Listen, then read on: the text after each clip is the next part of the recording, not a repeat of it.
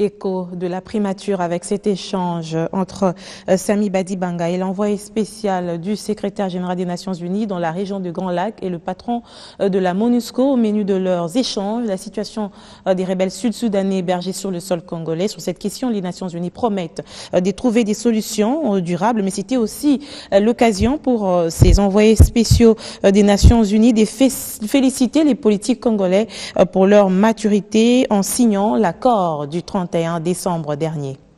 Mansidouko et moi sommes venus rencontrer le Premier ministre pour lui rendre compte d'une consultation que nous sommes en train d'entreprendre conjointement et portant sur la question de la présence des ex-combattants sud-soudanais qui sont actuellement présents au Congo. Et le gouvernement de la RDC a clairement indiqué qu'il ne souhaitait pas que ces ex-combattants restent plus longtemps dans le territoire et qu'il souhaite qu'ils soient relocalisés à l'extérieur du Congo.